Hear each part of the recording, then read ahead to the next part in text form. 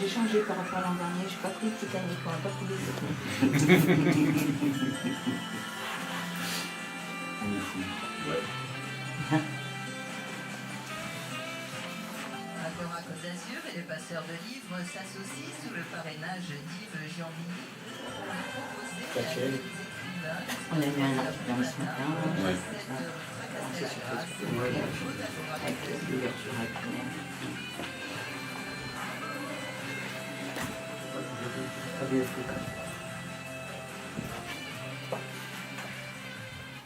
Eh bien voilà, nous y sommes. Jean-Claude Junin, bonsoir. Bonsoir Vicky. Deuxième nuit des écrivains. Voilà, on se retrouve un an après. Vous êtes, je le rappelle, le président de l'association des passeurs de livres, notre partenaire pour cette fameuse nuit des écrivains, première et deuxième édition. On va rappeler peut-être Jean-Claude Junin tout de suite le concept de cette émission. 18 invités à partir de maintenant jusqu'à 3h du matin. C'est un véritable marathon. 18 auteurs, tous genres confondus, mais avec une édition en 2018. C'était la condition sine qua non. Des auteurs locaux aussi. Une pause musicale de leur choix pour débuter l'entretien. Une pause musicale de leur choix dans le répertoire de Jacques Brel pour lui rendre un hommage 40 ans après sa disparition. Auberge espagnole provençale à gogo dans la salle de rédaction. Tout est dit ou presque, c'est presque parti, Jean-Claude Junin, mais on va mettre un peu de contenu à cette fameuse nuit des écrivains.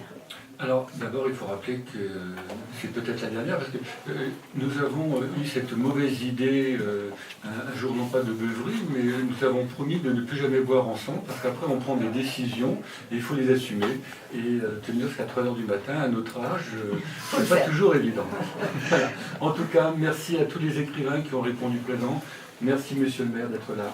Comme l'année dernière, je sais que vous avez préparé quelque chose de magnifique, je vous en remercie. C'est beau parce que Grasse est une ville qui est au niveau culturel et au niveau du livre, parce que vous savez que je défends le livre en particulier, est une ville qui est très très active. Énormément d'écrivains, énormément d'auteurs, d'illustrateurs qui permettent de rayonner et je pense qu'avec cette merveilleuse nouvelle que Grasse est maintenant au patrimoine immatériel de l'UNESCO, ça va nous permettre également à certains écrivains d'être encore plus mis en valeur. Alors on en parlera bien évidemment dans un instant, on reviendra sur toute l'actualité grassoise et du pays de Grasse. Je le rappelle, Jean-Claude Junin, vous êtes également non seulement le président de l'association Les Passeurs de Livres, mais aussi éditeur et imprimeur. Et vous êtes situé rue de la Fontette et votre maison d'édition s'appelle Gabriel Richetti. Et pourquoi Gabriel Richetti? Je vous pose la question. Et voilà. Mais c'est bien, donc je vais vous répondre. Qui était Gabriel Richetti? Gabriel Honoré Richetti, comte de Mirabeau. Et voilà, un personnage grassois, on ne peut plus célèbre, et pourtant personne ne connaît Richetti. Tout le monde connaît Mirabeau, personne ne connaît Richetti. J'ai voulu lui rendre un hommage, pour moi c'est important. C'est un grand humaniste, c'est quelqu'un qui avait une vie qui me plaît. Voilà, je l'assume. Et voilà, c'est mon clin d'œil à Grasse en ayant choisi ce nom pour notre maison d'édition. Tout est dit ou presque, c'est parti Jean-Claude? Et c'est parti pour 8 heures non-stop.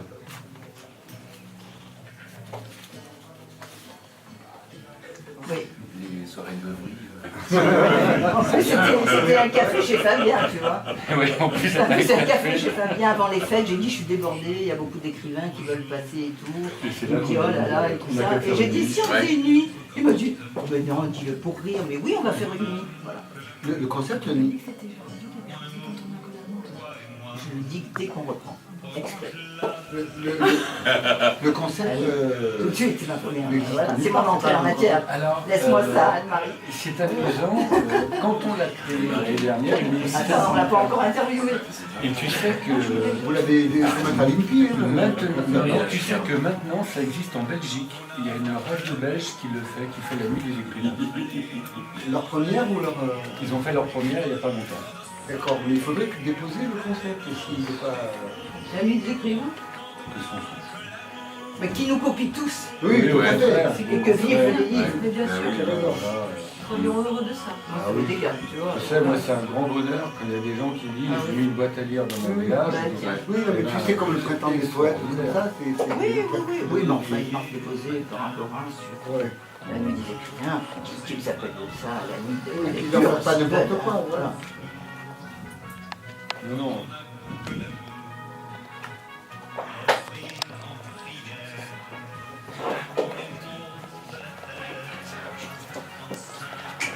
Troubadour. Ils se sont mariés là-dessus.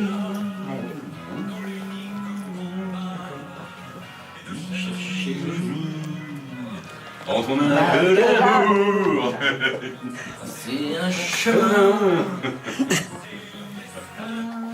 À chaque 30 secondes, attention.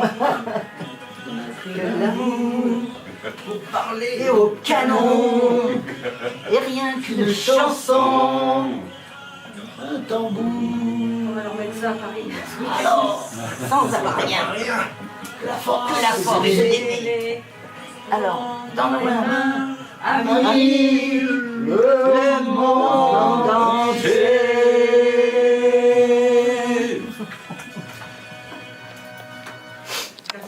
Alors évidemment, Jacques Brel, quand on a Que l'amour, une des plus belles chansons de Jacques Brel, choisie par vous, Jérôme Viau, maire de Grasse, bonjour. Bonjour. Merci d'avoir accepté notre invitation. Vous êtes le président de l'agglomération du Pays de Grasse et le vice-président du conseil départemental. Merci vraiment de votre présence chaque année pour débuter cette nuit des écrivains. Nous le faisons aussi dans un autre cadre pour la célèbre fête de la musique à Grasse. Alors, vous n'avez pas écrit, Jérôme Viau, de livre, enfin pas pour l'instant, mais par contre, vous avez préfacé le très beau livre de Raffaella Capra-Lolo, un jardin d'art parfumé paru au Pays rêvé. Et puis vous avez préfacé le livre de Joachim Montesinos, Une nuit à Grasse, avec des contrastes inattendus, dites-vous. Il fait la part belle à la nuit calme et sereine, pleine et chaude, avez-vous écrit. Alors, évidemment, Brel, on avait demandé à chacun de choisir une chanson. Vous avez été le premier à être très réactif et à choisir cette belle chanson. Pourquoi? Cette belle chanson parce qu'elle elle est, je crois, universelle et elle est dans un message d'amour, de partage et je crois que c'est quelque chose qui est important, particulièrement de nos jours et qui fait du bien. En tout cas, quand on a entendu cette chanson tous ensemble, ça nous a procuré, je crois, une émotion particulière et en tout cas, c'est ce qui se passe quand je l'entends. Alors, on va parler livre jusqu'à 3h du matin avec Jean-Claude Junin. Nous avons choisi cette année à l'unanimité, sans l'ombre d'une hésitation, Yves Giombini comme parrain 2018. L'an dernier, c'était l'écrivain Jean Sicardi. Donc Yves Giombini est là à nos côtés. Ça nous fait hyper plaisir. Yves, bonsoir. Bonsoir, moi aussi je suis très honoré d'être avec vous et à ce titre particulièrement. Alors, parrain de notre deuxième nuit des écrivains, homme de lettres et de parole, homme de théâtre et poète à la fois, vous avez récemment édité 2 livres, Ça aurait pu être moi, paru aux éditions Pays rêvé, et l'offrande chez Tac Motif des régions, illustrée par l'artiste Anka Sonia, et la ville de Saint-Hilaire vous a accueilli donc récemment pour une exposition. Et puis, monsieur le maire, nous avons à nos côtés Laurent Vogler, photographe. Alors, bonsoir. Bonsoir. Photographe chez Mémé, le resto galerie qui se trouve 63 avenue. Et cuisinier chez Mémé. Oui, je vais y venir aussi, parce que la bonne cuisine, on aime bien, mais la photographie aussi. Voilà, vous possédez donc chez Mémé le resto galerie 63 avenue de la Libération à Grasse. Ça, c'est vous, avec à vos côtés Pascal, que l'on salue, mais il est au fourneau et en salle également, pour l'instant il vous remplace. Vous êtes l'auteur de L'œil de Grasse, un ouvrage photo sur Grasse. Vous avez une admiration photographique sans borne pour l'amiral de Grasse. Entre autres. Entre autres. Et si vous, ce soir, eh bien, vous débutez cette émission aux côtés de Jérôme Viau, maire de Grasse, Yves Giombini, le parrain de cette deuxième nuit des écrivains, Jean-Claude Junin et moi-même, c'est qu'il doit y avoir une actualité dans l'air, monsieur le maire, laquelle? Absolument, c'est un projet qui avance et qui avance bien, et on va faire un peu de teasing pour laisser du suspense, mais le début de l'année 2019 verra l'édition d'un coffret collector avec 30 photos inédites de la ville de Grasse qui seront réalisées par Laurent Vogler dans une très belle matière, finition et conception. Et donc on est dans ce projet qui sortira en début d'année 2019. Et j'en dis pas plus, mais j'espère susciter l'intérêt de tous les auditeurs d'Agora pour voir ce projet, pour le découvrir et puis pour partager des éclairages, des mises en lumière de la ville de Grasse qui ne sont pas souvent vues ou pas vues. Ah oui, parce que le photographe a toujours un œil particulier, et Oui. d'autant plus le photographe professionnel qu'est Laurent Vogler, Yves Giambini. Oui, que l'on voit régulièrement sur les réseaux sociaux et qui vraiment a fait de très beaux ouvrages. Et en fait, là, ce qu'on peut faire, c'est puisque mettre au pied du sapin un bon pour le coffret qui arrivera Exactement. en janvier. Exactement. Voilà, donc par Tout à fait. anticipation, et vous pouvez y aller les yeux fermés, même s'il faudra les ouvrir quand vous regarderez les photos. C'est vrai, Voilà, c'est une Laurent bonne Vogler, belle image. Qui signe Très aussi belle pas mal image. de photos dans le kiosque d'ailleurs, Tout à fait. aussi que l'on peut voir. Et alors l'amiral de Grasse sous toutes ses coutures, hein, Oui. Laurent Vogler. D'où vous vient cette admiration pour cet Bah, amiral? le charisme, la prestance, il y a quelque chose de...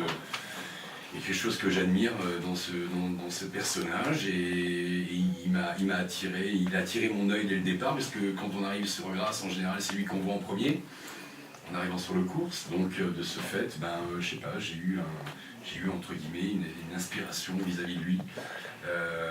Et puis après, j'ai découvert le reste de la ville, et là, je suis tombé vraiment sous le charme de la ville, quoi.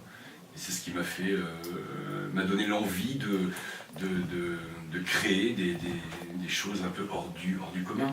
Voilà. Vous avez également créé une page Facebook qui s'appelle L'Art de Grasse. Oui, Quelle est sa tout à fait. vocation? Oui. L'idée, c'est de promouvoir les artistes de Grasse, de faire en sorte que des gens qui ne sont pas forcément dans la lumière, qui n'ont pas forcément comment je peux dire, il y a beaucoup d'artistes qui restent chez eux, alors que moi je leur donne la possibilité de se mettre un peu en avant au travers de mon restaurant chez Mémé, où tous les mois j'organise une exposition d'artistes, voilà, donc aussi bien en photo qu'en œuvre, qu'en tableau, qu'en peinture. Et il y a aussi des signatures de bouquins, il y a souvent il y a aussi des concerts, enfin on touche un peu à tout, quoi. Il y a C'est quand beaucoup même d'expositions. il y a beaucoup aussi. d'expositions. Voilà, Tous il y a les mois, les bijoux aussi de il y a Pascal. des bijoux, il y a beaucoup de choses. On met en avant des artistes. Donc ceux qui veulent venir mettre en avant leur œuvre, il n'y a pas de honte, il n'y a pas de problème.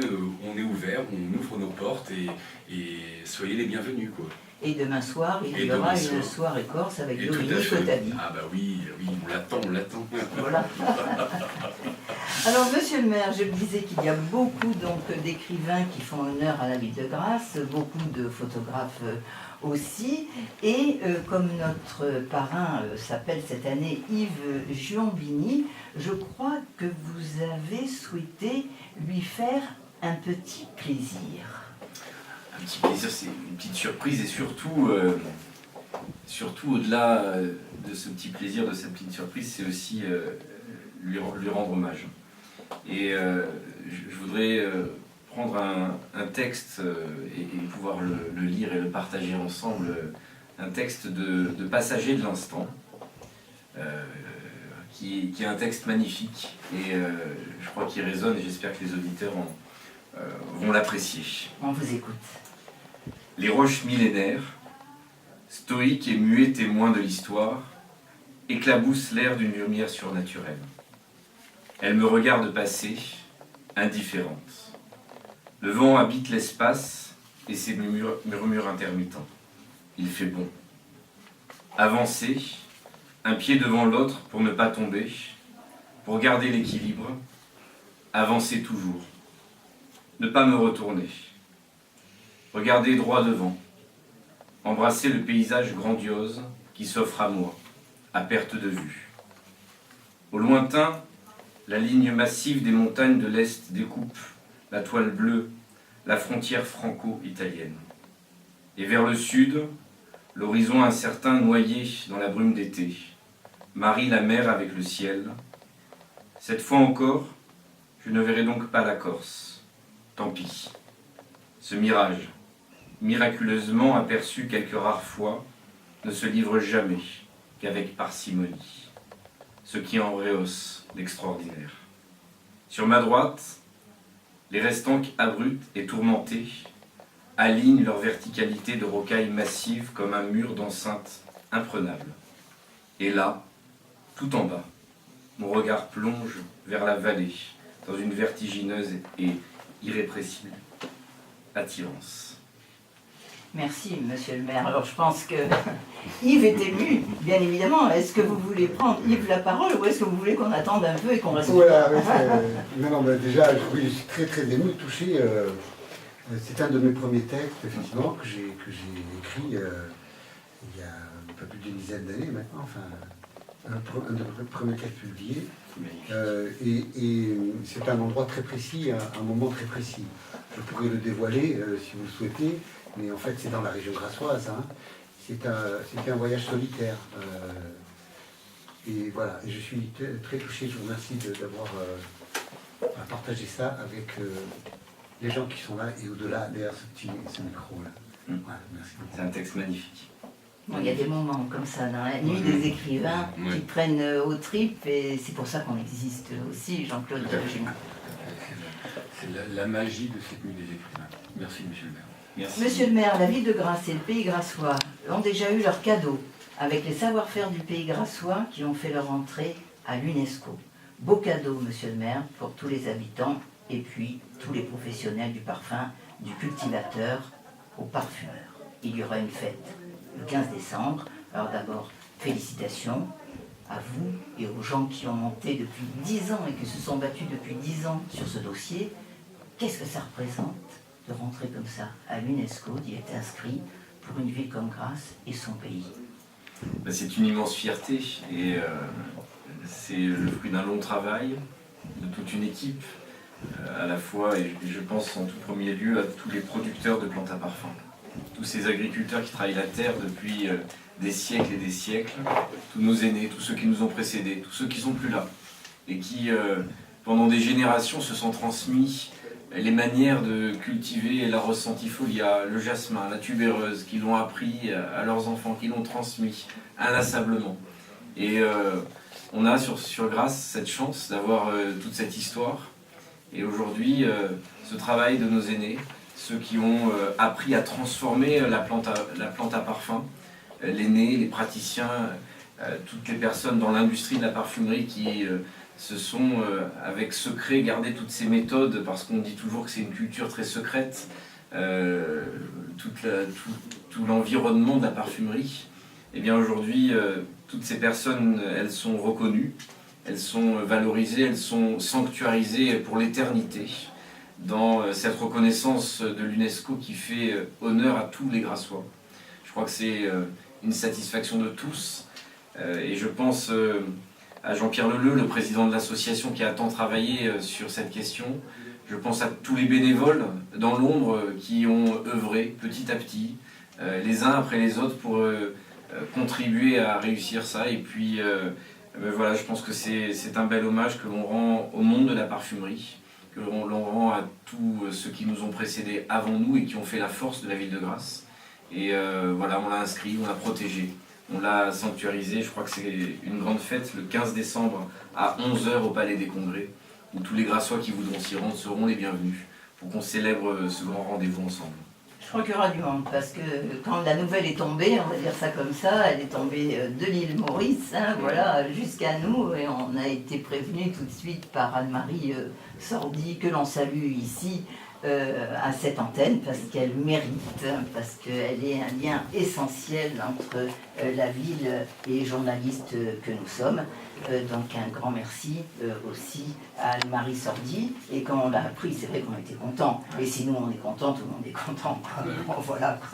Ouais, c'était une immense fierté. Alors je voudrais, Yves Gionvigny, que l'on parle un peu de votre actualité. pas très longtemps parce qu'il y a beaucoup d'auteurs qui attendent d'avoir cette antenne. Mais je sais que vous avez un week-end marathon, dans tous les sens du terme. Alors on commence par demain matin à la Villa Saint-Hilaire-à-Grasse, lecture à voix haute. Une lecture à voix haute avec ce texte de Michel Bélier, Les filles aux mains jaunes. C'est une pièce de théâtre qui a été jouée à Grasse, à la création de l'œuvre en 2014. Et la Villa Saint-Hilaire m'a sollicité pour organiser un travail, un atelier de lecture publique. Et donc il s'agit de 4 femmes, Julie, Rose, Jeanne et j'ai oublié la 4e, mais ça reviendra. Et donc ces quatre femmes-là ont les mains jaunes parce qu'elles ont rempli les obus de TNT pendant la guerre, et elles étaient en fait aussi d'une certaine façon au front. Et ce texte-là, il y a 8 personnes qui vont le lire, chacune, enfin, elles sont 2 par personnage, et ce texte est très émouvant, parce que ce sont un peu des oubliés de la victoire aussi, et elles ont une vie très dure. Et en fait, c'est un millefeuille ce texte, parce qu'il parle à la fois de la guerre, des motivations de la guerre, des conditions de la femme, de la condition ouvrière, de la santé, etc. Donc voilà, c'est un très beau texte. Et cette lecture sera précédée d'une visite de l'exposition à la Villa Saint-Hilaire sur donc la première guerre de 14-18. Voilà, 14-18, la fin de la guerre, exactement. Tout à fait. Avec le commissaire de l'exposition qui s'appelle Hervé Faure. Alors on cherchait le 4e prénom, il y a Jeanne, Louise, Rose et Julie. Julie, c'est Julie. Voilà. Peut-être. Marathon théâtre, Téléthon à Fénelon. Exactement. Alors demain également, c'est le Téléthon, il y a plein de choses qui se télescopent, mais j'espère malgré tout qu'il y aura une possibilité pour les gens qui iront à la soirée corse chez Nommé de venir faire un saut, soit avant, soit après Ça va le être dur, Téléthon, demain. puisque nous faisons un véritable marathon à partir de 18h30 et que vont s'enchaîner de quart d'heure en quart d'heure des scénettes avec le groupe d'improvisation Les Ni Vus Ni Connus, et pourtant bien vu et bien connu sur Grasse, l'atelier, l'option théâtre du Collège Fénelon, du lycée Fénelon, sous la conduite d'Audrey Crespe, l'atelier de théâtre de la Nuit Blanche, que j'ai l'honneur et le plaisir de diriger, un comédien de l'association du Thiers-Âtre de Saint-Vallier de Thiers, Norbert Jouve, qui nous proposera une belle interprétation de Plume d'Ange de Nougaro, et des intermèdes musicaux seront assurés par Jean-Michel Maillère, le saltimbanque bien connu du pays de Grasse, conteur, homme à tout faire dans la musique, homme à tout bien faire. Alors bien sûr un buffet de buvette, et l'entrée est à 5 € minimum, et tout ira, bien sûr, tous les bénéfices iront à l'AFM, l'Association française de lutte contre les maladies inhépatiques. Bon, mais il se passe beaucoup de choses dans la ville de Grasse. Jérôme Vieux, vous êtes content? Je suis très content, et voilà, j'espère que beaucoup de Grassoises, Grassois, mais plus largement des habitants du Pays de Grasse pourront se rendre dans ces rendez-vous, et je pense qu'ils ne seront pas déçus, et voilà, c'est une belle cause. Le parking est assuré en plus. Le parking est assuré. Alors je sais qu'il va y avoir des festivités grassoises et qu'elles seront nombreuses, monsieur le maire. Je ne vais pas vous demander de toutes les énumérer, mais celle qui va peut-être fédérer l'ensemble de Noël, je crois qu'il y a un grand rendez-vous vendredi prochain, de mémoire. Absolument, on appelle toute la population à se rassembler le 14 décembre prochain.